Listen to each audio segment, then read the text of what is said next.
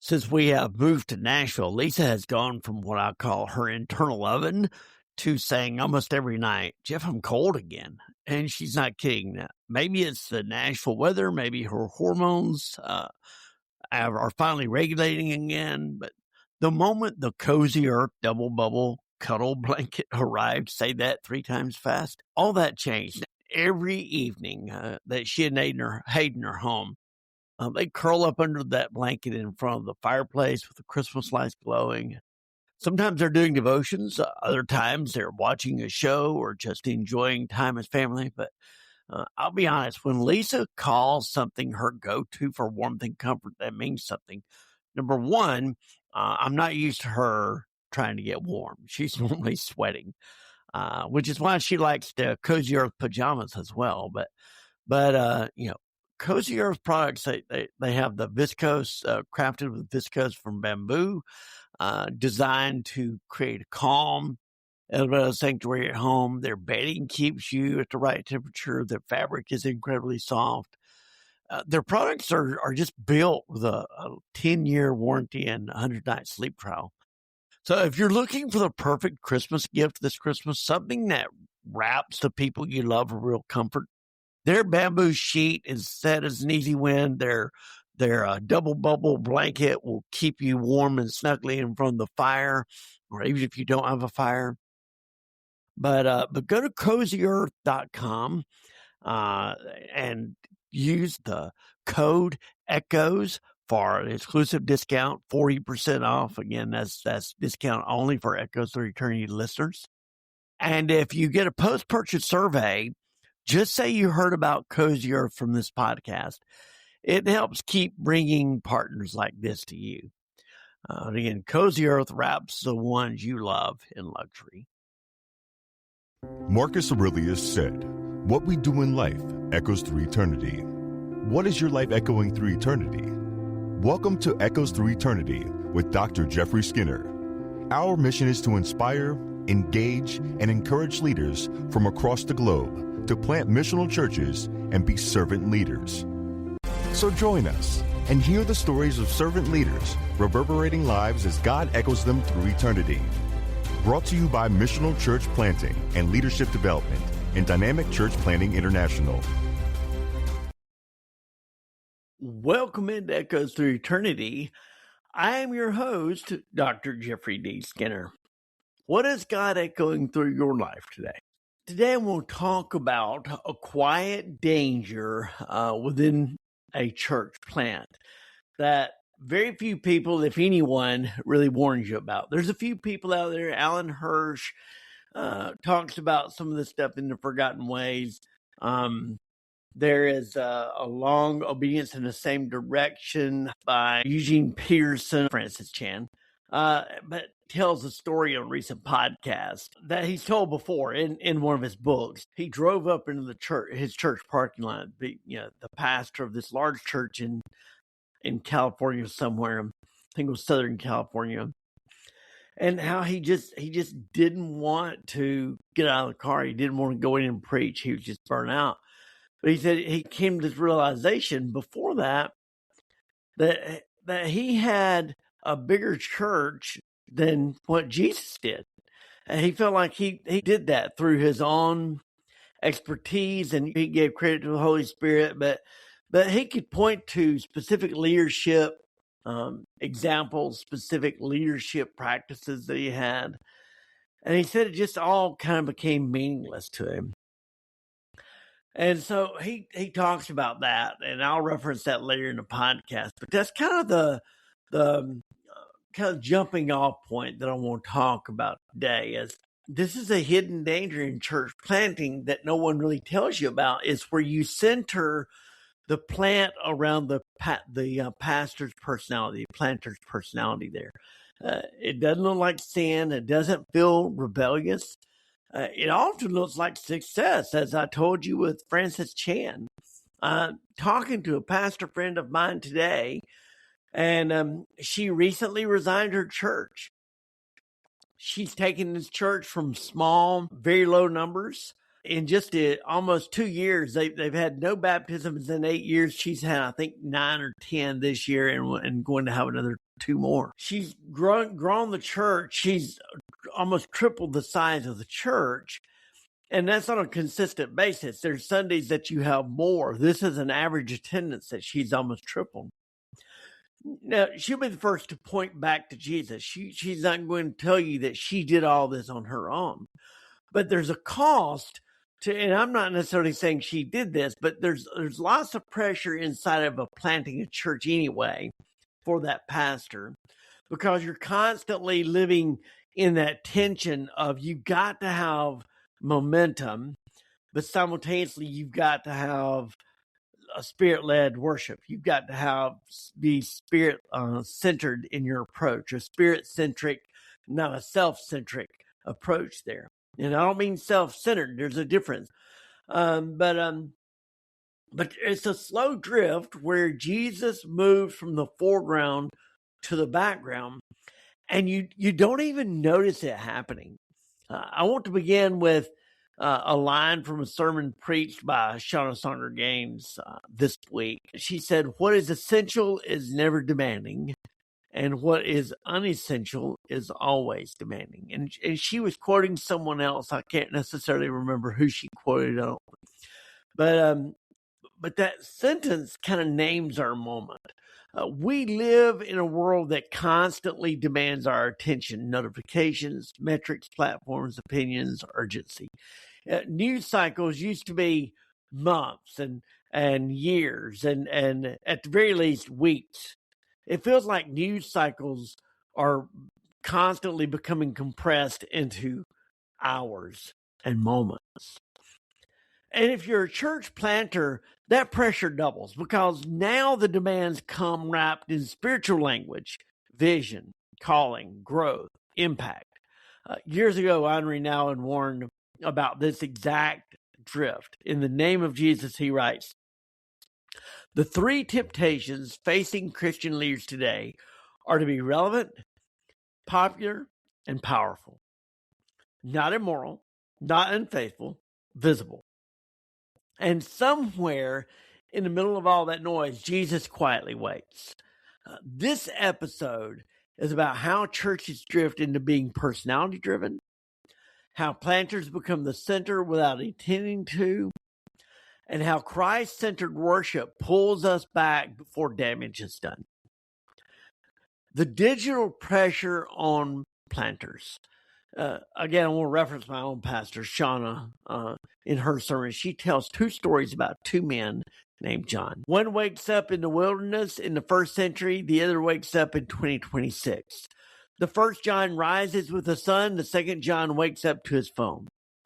Before his feet hit the floor, people are already waiting. Emails, texts, calendar alerts, news headlines, social media. Decades ago, Neil Postman warned about this very thing.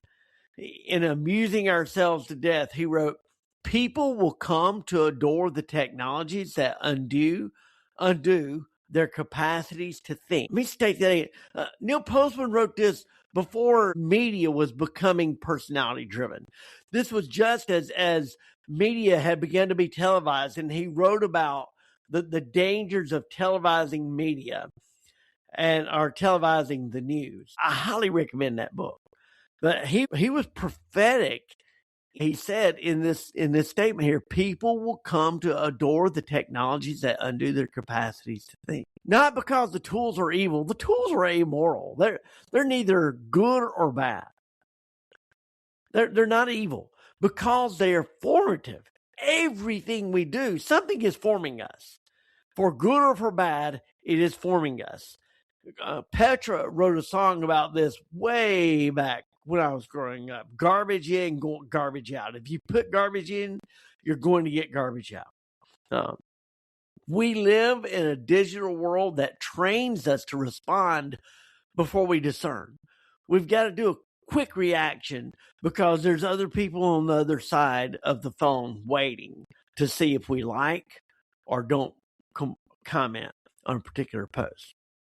Now, I say all this knowing that I live in a digital world because right now I don't have a platform. One of the rules of church planting is you got to have widespread awareness of your church when it launches. I'm trying to do that for the refinery church. And so anyway, the algorithms, the social media, they train us to react before we pray, to measure up before we worship. And that's why Jay Kim, in his book, Analog Christian, says the digital world is not neutral, it is shaping us. And he adds, we are being trained to live distracted lives. That matters for church planters because if you are not careful, you will plant a church shaped by the same forces that shape your phone. And I mean, I can't tell you how important and how timely Shauna's sermon was for me yesterday, as these are some of the things I've been wrestling with myself and trying to figure out how I balance visibility for Echoes Through Eternity and getting that out there into a space where I don't really, this is my platform right now. I'm not pastoring a church right now. I'm doing chaplaincy, but those are micro ministry moments that happen in conversations often that last less than a minute. But what's a great reminder yesterday was for me was that we don't want to confuse attention with fruit, visibility with faithfulness, or engagement with discipleship. I want to talk about personality-driven planting and kind of what that means. So I want to define that for us. Let me name this clearly. Personality-driven planting happens when the planter's gifts, urgencies, preferences, and identity move into the foreground while Jesus becomes assumed background. Jesus is still there. No one denies him. No one rejects him. But he becomes the setting instead of the subject. This does not start with pride. It starts with gifting. You may be great at preaching, great at vision casting. Most planters are. You're good at gathering people. Most planters are leaders that are magnets. And people respond to your leadership. So you lean into what works. And I remember again, I was reminded of a conversation that I had in a class that I was taking in my master's degree at Trevecca Nazarene University. I think it was Kathy Mowry, Mowry, that was the professor at the time. And she said, just because something works doesn't mean it's faithful. And she named in that moment, again, this was over 10 years ago, she named in that moment the pressures that can be on pastors to make things work. I used to tell my church in Auburn, if all our goal is to gather a crowd, I can invite a famous former Auburn football player to speak on Sunday morning, and we'll have a packed house. And we can repeat that over and over again. But that is just because that works doesn't mean that's faithful. Henri Nouwen, spelled Henri, some people call him Henry Nouwen, presses us here again. In the name of Jesus, he asks a question, is not how many people take you seriously, but are you living the life of the beloved? That is the question personality-driven systems rarely ask. Here's some warning signs. You feel personally wounded when the church is critiqued. Well, I know someone who attends a really large church, and someone critiqued their church, and they got very defensive. You cannot rest without checking numbers. You feel pressure to constantly produce. The church struggles to function when you are gone. Worship becomes something you lead rather than something that forms you. None of this makes you evil. The point of this session is partly confession and partly caution. None of this makes you evil. I'm not trying to shame anyone. It makes you human, but simultaneously, Jesus was human. So being human is not an excuse to fail. Being human is not an excuse to be unfaithful. Shauna told the story about us standing in front of the Duomo in Florence, Italy. And she said it's a masterpiece designed to lift the eyes and quiet the soul. She said the crowd was not marveling at the structure, they were taking selfies. The masterpiece of the Duomo became the background. The self became the focus. Neil Postman says this is what happens when entertainment replaces reverence. The medium reshapes the message. Even holy things become backdrops for the self. The church can drift the same way. The cross becomes stage design. The mission becomes validation. The gathering becomes content. This is why you are what you love matters so much. When James K. Smith writes, worship is not just something we do.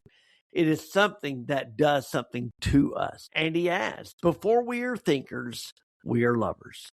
When worship stops reordering desire, formation stops.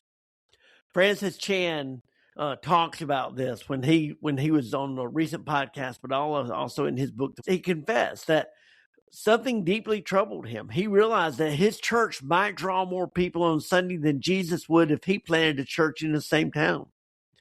Why? Because Jesus' message of crucifixion is not an attractive message. Follow me, take up your cross and follow me.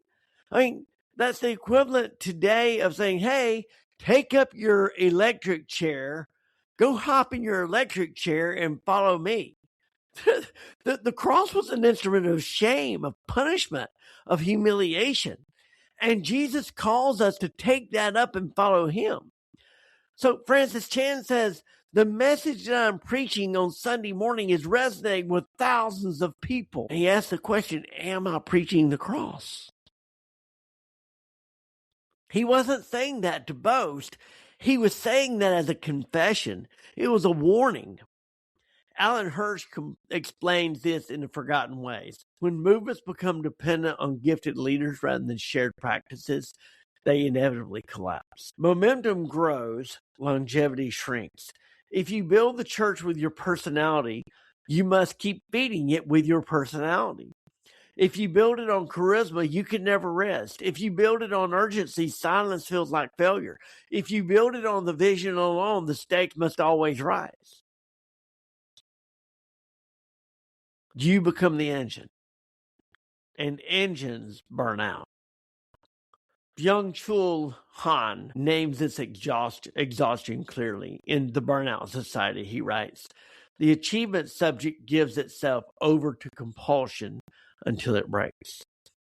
No one is oppressing them. They're exhausting themselves.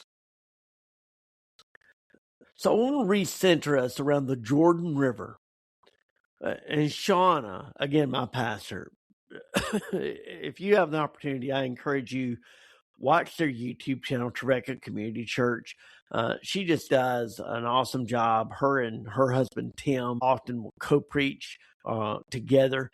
I was telling someone earlier today that Trevecca Community Church is unique in that it holds a lot of diverse thought. And I'm all for inclusion and things like that. Let's include as many people as possible, but oftentimes diversity basically is reduced to skin color. And to be sure, there's lots of shades of colors and whites and browns and everything in between at Trevecca Community Church. But what I love about Trevecca Community Church, and this is not a commercial for them, they didn't pay me for this, they're not a sponsor of this podcast, but what I love about them is the way they balance that diversity of thought. If I want to have a conversation with a fundamentalist, Christian fundamentalist on Sunday morning, I can do it. If I want to have a conversation with a Christian nationalist on Sunday morning, I can do it. If I want to have a conversation with an academic professor on an academic subject on Sunday morning, I can do it. If I want to have a conversation with someone who's way out there on the progressive scale, I could probably do that too.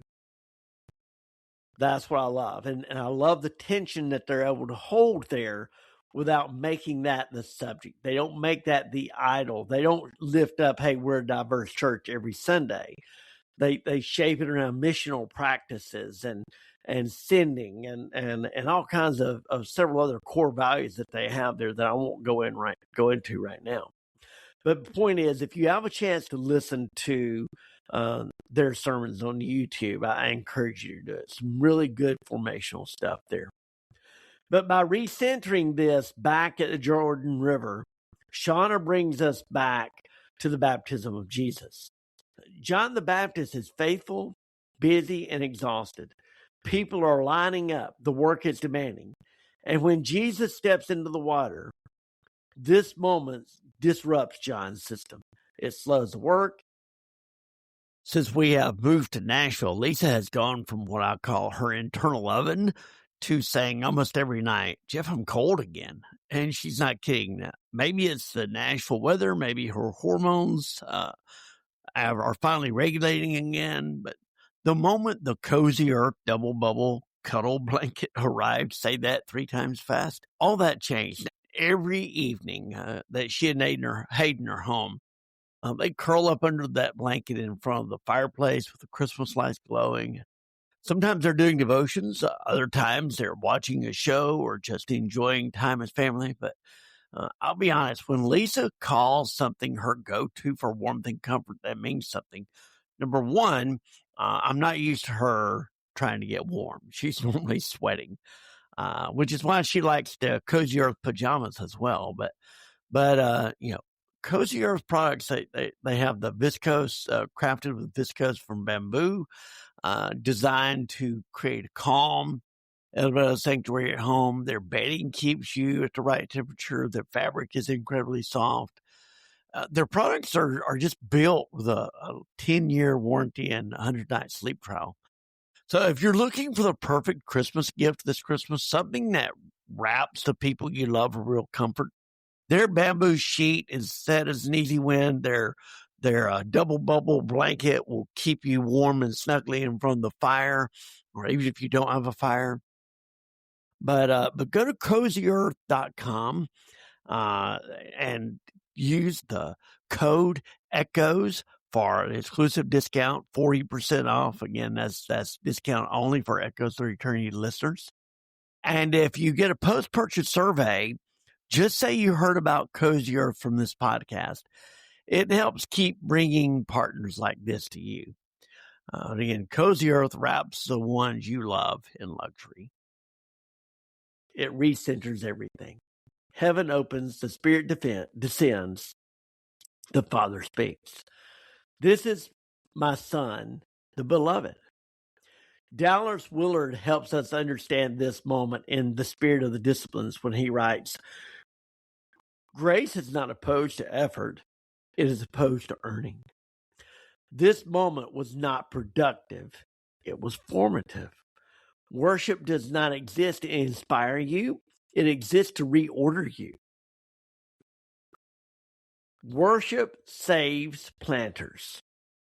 Here's what worship does that nothing else can. It quiets the unessential. It exposes false urgency. It dethrones performance. Worship kneels you before the cross so you do not stand in front of it. Willard also warned that many leaders expect transformation without training.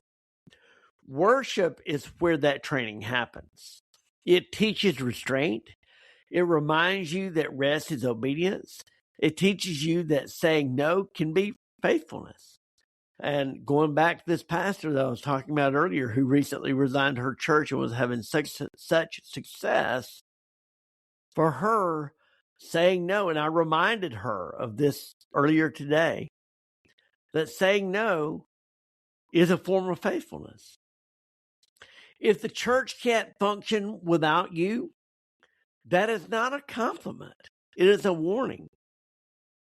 So as we bring this to a close, kind of bring this podcast in for a landing here, I want to give a pastoral invitation to you. Let me leave you with a few questions. If you stepped away for 6 weeks, would the church deepen or panic? Are people following Jesus or admiring your leadership? Does success make you grateful or anxious? When was the last time worship disrupted your plans? The most dangerous churches are not the ones that fail. They are the ones that succeed while Jesus fades quietly into the background. I'm reminded of the story of a pastor who failed. He had spiritual failure. And when he was interviewed, one of the questions they had was, why did you do it? What caused you to think? And he said, I fooled myself. I caused myself to believe that because I was having so much success in my church, that Jesus was okay with it. And there's the danger that's inherent in using secular world metrics to measure sacred world formation. Is we begin to think that because we're succeeding by the world standards, that Jesus is okay with it. So let me leave you with this. Plant carefully, lead humbly, worship weekly, kneel often, and keep Jesus where he belongs. Not behind you, not beneath you, but always in front of you. Because we can't follow Jesus if we're in front. We can't follow Jesus if we're below. We have to be behind in order to follow Jesus, because then he's leading the way. And then everything we do will be Christocentric and not self-centric. Well, that goes through eternity. And I want to ask you again, what is God echoing through your life today? If you have enjoyed this episode, I'd encourage you to support our sponsors. Right now, I think it's Cozy Earth, and it'll be changing probably here before long, or maybe adding a couple of others. But share it with friends. I do some promotion of this. I pay for some promotion of this podcast, not a lot, but some. And so, if you guys will share it and comment, leave reviews. That's the other thing that's important, is, liking it, reviewing it, and then sharing it with others. That creates momentum. And again, the point here is not, I am not trying to be the center of this podcast. The only reason I have my name in the podcast is because the title echoes through eternity also is shared by other podcasts that are out there. So I needed to distinguish my podcast from everybody else. So I said Echoes Through Eternity with Dr. Jeffrey D. Skinner. But I promise you, everything I do, I'm not saying I'm perfect at it, but I try to keep Christ at the center of everything I do in this podcast, everything I do in ministry, because I'm not good enough. Without Jesus, I'm nobody. I'm a complete failure. I laughed without Jesus. I laughed. I made a joke.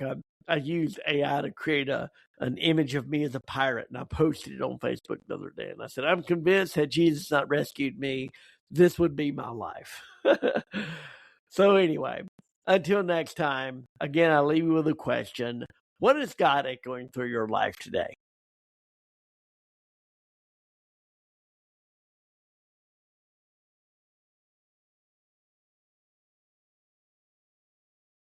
If you enjoyed this, please like and subscribe.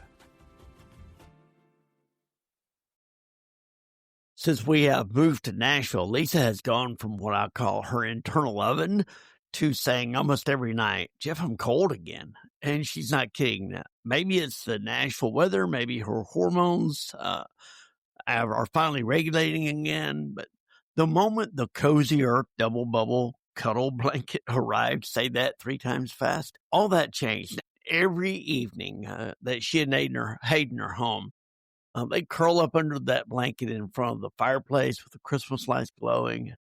Sometimes they're doing devotions. Other times they're watching a show or just enjoying time as family. But I'll be honest, when Lisa calls something her go-to for warmth and comfort, that means something. Number one, I'm not used to her trying to get warm. She's normally sweating, which is why she likes the Cozy Earth pajamas as well.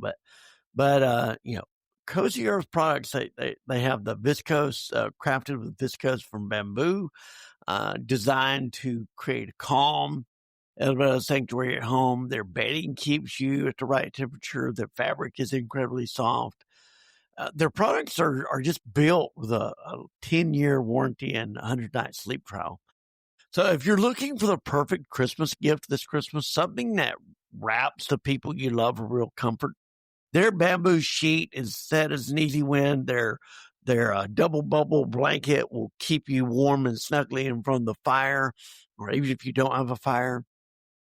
But go to CozyEarth.com and use the code ECHOES for an exclusive discount, 40% off. Again, that's discount only for Echoes Through Eternity listeners.